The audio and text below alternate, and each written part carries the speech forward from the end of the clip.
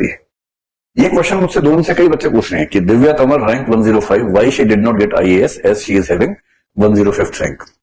ये मैंने परसों एक क्लास में डिस्कस किया, इसको आपसे बात हो नहीं पाई। आप लोगों को मैं थोड़ा आगाह करना चाह रहा हूं, थोड़ा केयरफुल रहिएगा।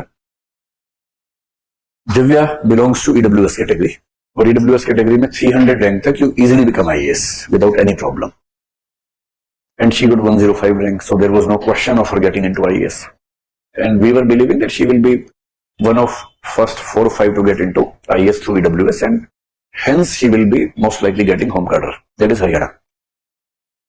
लेकिन रिजल्ट आने के 6-7 दिन के बाद यूपीएससी से लेटर आया जिसने बताया कि उनका EWS सर्टिफिकेट गलत है।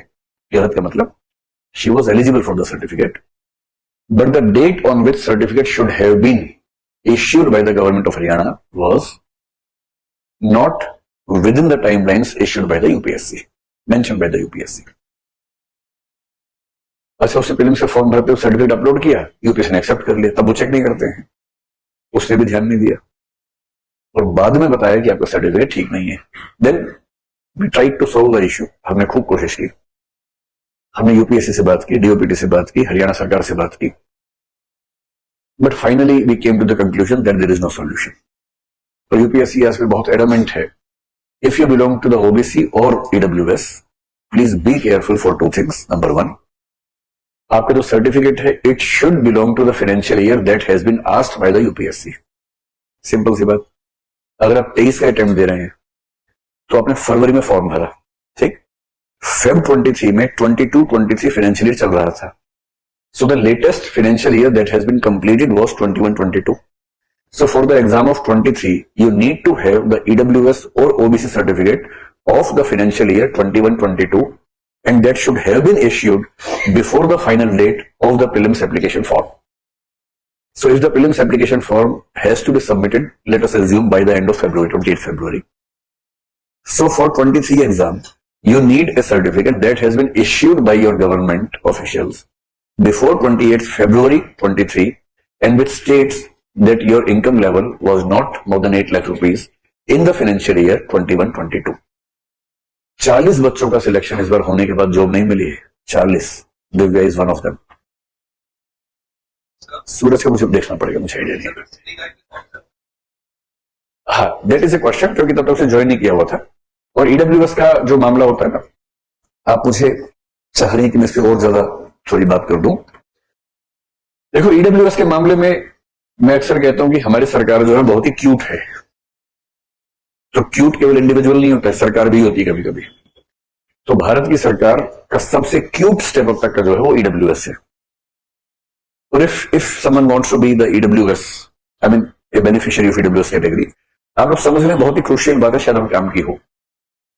देखिए, एससी कैटेगरी में आते हैं 15% लोग ऑफ इंडिया, एसटी में आते हैं 8% के आसपास, एससी में 16 हो गए तो 16 पॉइंट कुछ, एसटी में 8 के आसपास। ओबीसी में कितने आते हैं भगवान जानता है, क्योंकि 1931 के बाद से there is no caste based census. In every census we count the data of SC and ST but not of other caste. So in 1931, on the basis of the population of 1931, 52% of the population falls in OBC. अभी caste census करवाया था मनमोहन सिंह की सरकार ने last में जाते जाते, but the results have not been announced. Results जो उसके observations हैं या conclusions हैं, they have not been announced, and the present government is not willing to announce them as well. तो वो आएगा भी नहीं, और जैसा लग रहा है कि फिर से अगर जीत जाते तो 5 साल और नहीं आने वाला है। कास्ट सेंसस किसी हाल में नहीं आने देंगे। बिहार में कोशिश हुई तो वहां भी अभी फिलहाल रुक गया है। So we don't know what is the OBC percentage.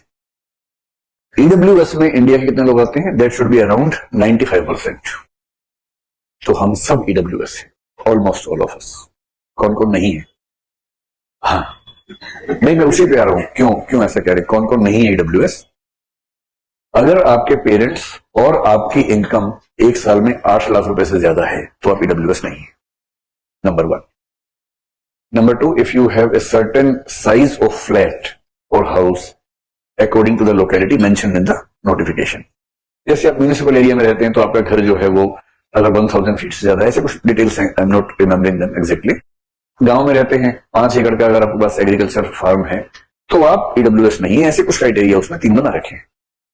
And the main criteria is 8 lakh rupees per annum income, not only your income, your parents income as well as your income.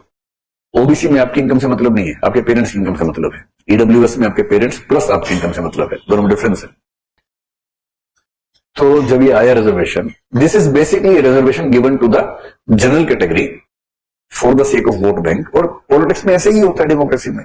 तो इस सरकार को अपना वोट बैंक को खुश करना थोड़ा ना कर दिया।